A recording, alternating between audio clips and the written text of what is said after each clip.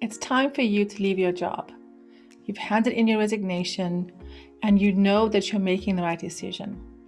But you also want to make sure that you're leaving in the right way. If that is you, welcome to this video.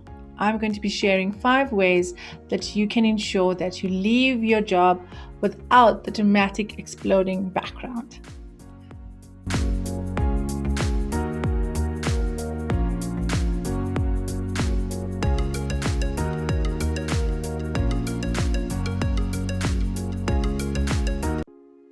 Hi, I'm Cheryl Bernardi, your personal guide on your journey to wholeness. I've left my fair share of jobs in my lifetime. After 22 years at the time of recording this video, I have left 15 jobs. So previously, I would think that there was something wrong with me because I had so many jobs. And now that the world of work has shifted so much, I realized that my own career journey has actually been very helpful in helping me to be ready for the changing world of work. We no longer just have one job or even one career anymore. And so being able to be flexible and adaptable will mean that you will be saying goodbye to your colleagues repeatedly. So how do we start building some patterns in our lives, some practices in our lives that will help us to leave a job well? Before we get into our 5 keys, I first want to say that your character speaks volumes.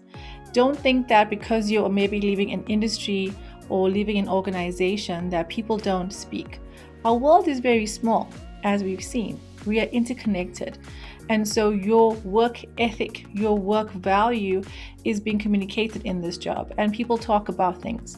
And people remember the way that you were in different work environments. So I was very aware of this as I went through different stages of my career and I worked across different industries. And I noticed when people left jobs badly, when they would be upset with the manager and swear and scream at them after they handed in their resignation, or they would just check out after they've given in their resignation.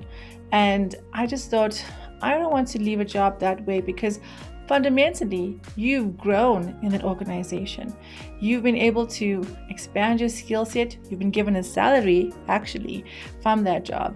And so think about how, if you had a business, how would you like an employee to leave your organization? That's where we want to start. We want to start with how would we like an employee that we had to leave our organizations?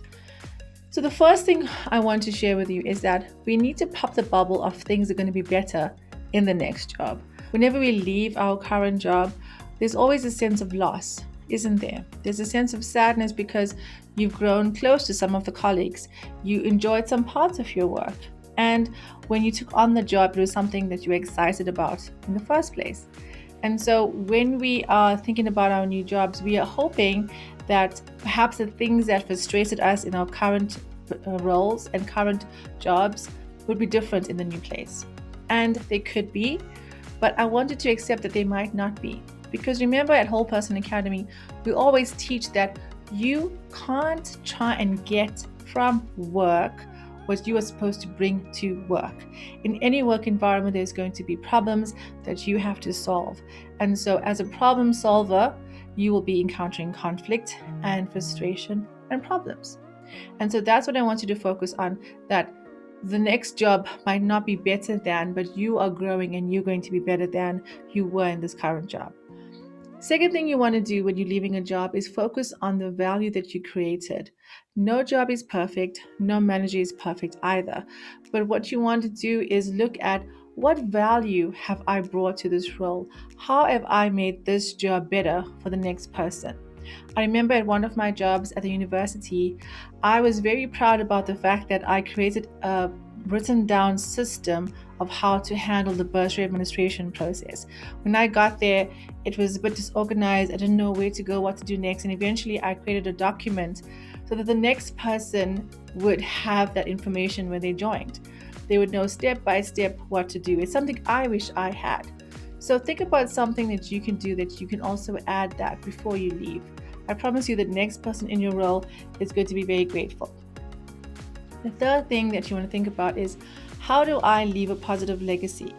How can I go to the colleagues that I really admired and respected and say, you know what, I just want to say thank you for teaching me how to do this skill, or I really admire the way that you approach this task and I've learned a lot from you. Share those positive things, because you know what? People are hungry for that in a work environment. We don't often get praise. So where you can be authentic, share that with the people that you work with. You never know where you'll be working with them again. Number 4 is remember the good times, but move on. We might feel very close to colleagues and feel like they could be our friends, but the reality is that within 6 months of leaving the organization, you will lose touch with those people. Colleagues are not friends. We expand this a bit more when we do our relationship management training and we go into the different levels of relationships in our lives. And just because you see someone every day or work with someone every day, there's obviously a sense of familiarity and connection, and that's awesome. I'm still friends with some of my colleagues that I've met over the years, and so that's great. If you can have 1 or 2 friends that evolve out of a work environment, that's awesome. That's also how I've expanded my friendship circle.